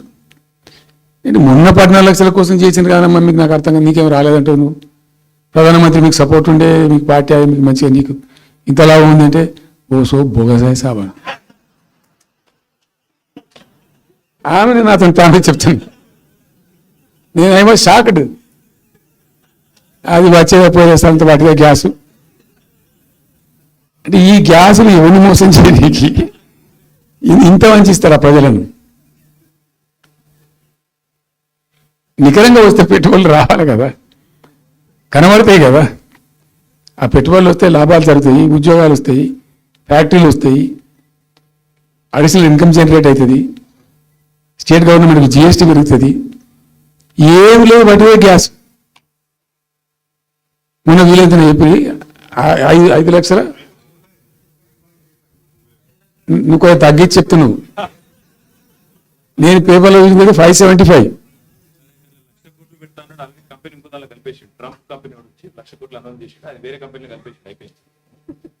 ఇట్లా ఏమి ట్రంప్ గింపి అంతా ఏం పంచాయతీ? ఇట్లా ఇట్లా ఈ మోసాలు చేసి ప్రజలను ఎంతకాలం పంచిస్తారు? రియల్గా కాంక్రీట్ టైమ్స్లో రియల్గా రావాలి, కృషి చేస్తే నిజంగా తండ్రాడాలి. మా గవర్నమెంట్ వచ్చిన నాడు హైదరాబాద్ నుంచి సాఫ్ట్వేర్ ఎక్స్పోర్ట్స్ 57,000 కోట్లు ఉన్నాయండి. మేము దాన్ని 2,47,000 దాకా తీసుకుపోయినాం. స్టెప్ అప్ చేసుకుంటూ చేసుకుంటూ చేసుకుంటూ చేసుకుంటూ చేసుకుంటూ వాటిని నరికితే గాలిలో మడలు చేస్తే వస్తాయా? మేము బిజినెస్ మీట్లు పెట్టలే, కాంక్లేవ్లు పెట్టలే, ఏం లేదు. పరదాలు కట్టలే. బెస్ట్ పాలసీ చేస్తే ఆటోమేటిక్గా అట్రాక్ట్ అయి వస్తారు. నేను చెప్పిన అప్పుడు ఆయన పాప ఆయన చీఫ్ సెక్రటరీ కూడా రిటైర్ అయ్యిండు, ఆయన పేరు ఉండే మాధవరావు అల్లుడు ప్రదీప్ చంద్రకు చెప్తే ఆయన పాలసీ తయారు చేయమని చెప్తే తెప్పించండు. పాపం చాలా దేశాలకు తెప్పించండు. ఒక 50 సార్లు రిజెక్ట్ చేసిండు. ఇట్లా కాదు, నాకు కాంక్రీట్ కావాలి, ఇంకా మంచి కావాలి, ఇంకా మంచి కావాలని చెప్పి చాలా కష్టపడి చేసిండు. I must appreciate him. The best policy was brought in. తెచ్చిన తర్వాత కూడా ఎట్లుంటుందంటే, ఒక కంపెనీ వాడు వచ్చిండు, ఫాక్స్కాన్ మహారాష్ట్రలో కొట్టుకుపోయింది. ఫాక్స్కాన్ అనే కంపెనీ చాలా పెద్ద కంపెనీ వాస్తవానికి. ఇదేవి తయారు చేస్తారు, ఈ సెల్ ఫోన్లు ఇవన్నీ ఎలక్ట్రానిక్స్లో ఉన్నాడు. చాలామంది ఉమెన్కి ఎంప్లాయ్మెంట్ దొరుకుతుంది దాంట్లో, వేల మందికి. సరే వస్తే మనకు కూడా లాభం జరుగుతుంది. మన ఎంబడి మస్తు దానిలో ఆల్మోస్ట్ వచ్చిండు, 90% వచ్చిండు. మీ పాలసీ బాగుందని అప్రిషియేట్ చేసి అన్ని చేసిండు. యాళ్ళకు వస్తే మహారాష్ట్ర ప్రభుత్వం 3,000 కోట్ల రూపాయలు వానికి నగదు ఇన్సెంటివ్ ఇస్తాను, వాడు కొట్టుకుపోయాడు. 3,000 crores ఎదురిస్తాను నీకు డబ్బులని తీసుకుపోయాడు. అప్పుడు మనకు అంత కెపాసిటీ లేకుంటే సరే రియల్ ట్రై చేస్తే, కాంపిటీషన్ ఉన్నప్పుడు ట్రై చేస్తే కొన్ని సందర్భాలు జరుగుతాయి, కొన్ని జరిగాయి. ఉన్నట్టు తెలుసు, కట్టండి కదా, నడుస్తుంది కదా, ఫ్యాక్టరీ స్టార్ట్ కూడా అయింది కదా ఆల్రెడీ. సో అట్లా రియల్ ఎఫర్ట్ చేస్తే కొంత జరిగేటువంటి ఆస్కారాలు ఉంటాయి. వెల్స్పన్ కానీ, వరంగల్లో వస్తున్నటువంటి మెగా టెక్స్టైల్ పార్క్లో కైటెక్స్ కానీ, దాని వాళ్ళు ఎంబడివాడి తనలాడి తిప్పలవాడి అది చేసి పట్టుకొస్తే ఓటి సమకూరుకుంటూ పోతుంటుంది. బట్టి హైప్ క్రియేట్ చేసి మందిని మోసం చేసి ఎన్ని రోజులు ఇస్తారు. ఆత్మవంచన, ప్రజావంచన. ఏమైనా వస్తుందిరా బాబు అంటే ఏమి రాదు. ఈ గ్యాస్ల ప్రజలను పెట్టి ఇప్పుడు ఇస్తాన 2,500 దిక్కులేదు మహిళలకు, 1 కోటి మంది మహిళలను కోటీశ్వర్లను చేస్తాం. కాంగ్రెస్ మంత్రులంతా కూడా పాడవాడు. ఏమి ఎట్లా చేస్తావా 1 కోటి మంది మహిళలను కోటీశ్వర్లను? మీరు ఉంటేనా? ఉన్న రెవెన్యూ పీకింది రాష్ట్రాన్ని, లోపలికి అయిపోయింది. మేము ఉన్నప్పుడు గ్రోత్లో 50% లేదు. అసలు మీ గ్రోత్ గురించి అవగాహన ఉందా? ఒక్కొక్క రూపాయి కూడబెట్టాలి, ఎట్లా తీసుకుపోవాలి. నేను ముఖ్యమంత్రి అయిన తర్వాత నన్ను ఎంతమంది టెంప్ట్ చేసినా ఐఏఎస్ ఆఫీసర్లు వాళ్ళు వీళ్ళు ₹1 రిజిస్ట్రేషన్ ఛార్జ్ పెంచారు నేను 4 ఏళ్ళ దాకా. Not even single rupee. ఉల్టా నేను వాళ్ళని పిలిచి మీకు ఏం కావాలి, రియల్ ఎస్టేట్ బాగా మంచిగా చేసుకుపోవాలి, హై క్లాస్ రావాలి అంటే ఎట్లా, హైదరాబాద్లో కూడా స్కై లైన్ రావాలని చెప్పి 3 ఏళ్ళు తిప్పలవాడనండి నేను, 3 years. ఎందుకంటే స్కై లైన్ రావాలని మట్టి నోటి మాట అంటే రాదు, దానికి కూడా ఎక్కువ కావాలి. ఆ 50 అంతస్తులు 60 అంతస్తులు మీకు పోయి కట్టేటువంటి ఆ క్రేన్ ఆపరేటర్లు, క్రేన్ డ్రైవర్లు, దానికి సంబంధించిన సరంజామా అంత ఉంటుంది. ఆ ఎక్కువ వస్తే ఆ స్కై లైన్ వస్తుంది. ఆ ఎక్కువ తేవడానికి చాలా కష్టపడాల్సి వచ్చింది. ఇప్పుడు ఈ రాజభవన్ పక్కనే గేట్ పక్కన ఒకటి ఉంటుంది చూడండి, కాదు ఒక టవర్ ఉంటుంది ఒకటి. నేను అప్పుడు మేము పోతుంటే ఈ పునరుద్ధరించిండు, మంచి స్పాట్ ఇది, వాటర్ ఫ్రంట్ ఉంటుంది హుసేన్ సాగర్. అతను చెప్పుడే మనం స్కై లైన్లో భాగంగా ఇద్దాము, 50 అంతస్తులకు ఇద్దామని చెప్పి ఆగమంటే ఆయన ఎవరో రాజుగారు ఆగలే, ఆయన గతగా కట్టుకున్నాడు పాపం. It took me 3 years to bring sky line to Hyderabad. మేము ఒక పద్ధతికి పోయినాం, సిస్టమ్ చేసినాం, ఓపికతోని చాలా సిన్సియర్గా మంచి పద్ధతితోని వాళ్ళతో డిస్కస్ చేసుకుంటూ మాట్లాడుకుంటూ ఒక క్రమ పద్ధతిలో పోయినాం. అట్టుంటుంది పద్ధతి. కానీ 4 ఫీజు తీసినాం, 10% ఏదో ఫీజు ఉండి తర్వాత ఆర్డీఓ ఆఫీస్కి పోవాలి సార్, ఈ ఫీజు ఏమో కానీ ఆ ఫీజు ఎక్కువ అవుతుందని వాళ్ళు చెప్పిండ్రు. అది తీసేవతల వాడేసాం. అది తీసేసినాం, ఆర్డీఓ గారు పోయే అవసరం లేకుండా కూడా చేసినాం. ఇప్పుడు అదొక ఫీజు. ఆ ఫీజుతో ఏమైంది, ఆయనతో పీకింది. హైదరాబాద్ రియల్ ఎస్టేట్ గంగాకి వచ్చింది. మేమేమో ఆనాడు నిజంగా చెప్తున్నా, చాలా సంతోషంగా చెప్తున్నాను నేను, భూముల ధరలు పెంచినాం తెలంగాణలో, ప్రజా ఆస్తులు పెంచినాం, ప్రజా ఆస్తుల యొక్క విలువ పెంచినాం. 4 ఎకరాల నోడు ధీమాతో ఉండే తెలంగాణలో. కొద్దిగా డాంబర్ రోడ్డు అంటుకునే 4 ఎకరాల నోడు 50 లక్షల గారికి అమ్మితే నాకు 2 కోట్ల శ్రీమంతం అని చెప్పుకున్నాడు కాలువ ఎగరేసుకొని. ఇవాళ ఏమైనాయండి భూముల ధరలు? కుప్ప ఊలిపోయినాయి. ఇంకా అమ్మాయి పెయింటైనా ఎకరం అమ్మి చేద్దాం అనుకుంటే కొనే దిక్కు లేదు సార్ అని కళ్ళకు నీళ్ళు పెట్టుకుంటారు ప్రజలు. ఇవాళ లేదు, ఒక ఎకర కూడా అమ్ముడు పోతలేదు, ఇప్పుడు కొంటలేడు. దిక్కు లేకుండా అమ్ముకుంటే ఇష్టం వచ్చిన అడ్డమైన ధరలకు అమ్ముకోవాలి. సో ఈ అరాకిరి మాటలు చెప్పి అడ్డమైన హామీలన్నీ ఇచ్చి నీకు చేసాదగాక కేవలం రాజకీయ అధికారమే మా లక్ష్యం అనే పద్ధతిలో ఇచ్చి ఇలా ప్రజలను వంచి అటు రైతాంగాన్ని నడిపిస్తున్నారు, పేద ప్రజలు నడిపిస్తున్నారు, పేద విద్యార్థులు నడిపిస్తున్నారు, రిటైర్డ్ ఎంప్లాయీస్ నడిపిస్తున్నారు. పచ్చి అబద్ధాలు. కేసీఆర్ చేసిన అప్పులకు వడ్డీలు కట్టలేకపోతున్నావు. ఉతికింది కదా, ఈ చెంప వాయించింది కదా. ఎంత కడుతున్నావు? తీసుకున్న అప్పులు ఏంటంటే 2,90,000 కోట్లు మొత్తం కలిపి చెప్పింది కదా చాలా స్పష్టంగా. సో ఇట్లా ఇవన్నీ వాస్తవాలు ఒక పక్కకుంటే అన్ని అబద్ధాలు చెప్పుకుంటూ ఇష్టం వచ్చినట్టు మాట్లాడుకుంటూ ఇక నన్ను ఇచ్చడానికైతే వాళ్ళ నోరు మొక్కాలిగా. ఎప్పుడో సందర్భంలో కోపం వచ్చి ఒకటి తిట్టినామంటే ఒక మనిషికి మాట వేరు. పొద్దాకాదే కదా కేసీఆర్ చచ్చిపోవాలి మాట్లాడినప్పుడల్లా ఎక్కడైనా మాట్లాడు, ఏ సందర్భంలో మాట, నువ్వు కాలేజీలో మాట్లాడు, లేకపోతే ఇంకో కాడ మాట్లాడు, స్కూల్ పిల్లల కాడ మాట్లాడు. గింత అక్కసు ఉంటుంది మనుషులకు. అది కరెక్ట్ అవుతుందా? ఇష్టం వచ్చిన పద్ధతులు, మాటలు, ఇష్టం వచ్చిన దుర్మార్గ ప్రచారాలు, అన్ని పచ్చి అబద్ధాలు నోరు తెరిస్తే. రియాలిటీ వేరుంది, జరుగుతున్నది వేరున్నది, అన్ని రికార్డ్ అవుతున్నాయి, ప్రజల్లో అన్ని గమనిస్తున్నారు. సో కాబట్టి ఏదేమైనప్పటికీ పాలమూరు రంగారెడ్డి ఎత్తిపోతల పథకం విషయంలో ఎట్టి పరిస్థితుల్లో రాజీ పడం. ఈ ప్రభుత్వాన్ని నిద్రపోనీయం, కేంద్ర ప్రభుత్వాన్ని నిద్రపోనీయం. మా హక్కుల పరిరక్షణకు ఒక డ్రాప్ తక్కువైనా కూడా at any cost, it whatever cost, TRS పుట్టిందే తెలంగాణ ప్రజల కోసం. తెలంగాణ ప్రజలకు ఒక నొక్కు పడుతుంటే మౌనం పాటించలేం. మీరు ఏం ఊరుకో ఏం చేసుకో. నాకు ఇన్ఫర్మేషన్ వచ్చింది, మీటింగ్ జరుగుతుంటే మరి 4 గంటలకు అయిపోవాలి లెక్క ప్రకారం. It was extended. 5 గంటలకే ఉత్తమ్ కుమార్ రెడ్డి ప్రెస్ మీట్ పెట్టిండు. మీకు కూడా వచ్చి ఉంటుంది ఇన్విటేషన్. ఎందుకు కేసీఆర్ గానే మనం ఇంకొక వరుస మళ్ళీ మురగాలి చిట్ చాటు. అది కూడా ఎందుకు మురగడానికి? ఆ మురుగులకు వాల్యూ ఉంటుంది. So thank you so much. ఈరోజు నేను ఏమంటున్నాడు, మీతో ఒక request, Rahul don't be hasty. ఇవాళ I'm only restrict my self to Palamuru ఎత్తిపోతల పథకం. అది డైల్యూట్ అవుతాయి కాబట్టి ఇలా చెప్పాను. నేను ఉంటున్నా, మీకు అందుబాటులో ఉంటుందిగా. I'm on the field now. కాబట్టి మీకు please here me. You have to excuse me today. దానికే నేను రిస్ట్రిక్ట్ అవుతాను. ఇవాళ any question, 100 questions you put me, I will give you answer tomorrow or day after, any time. Thank you.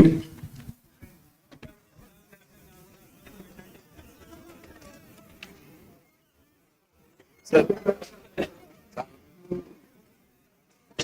Wow. Extraordinary.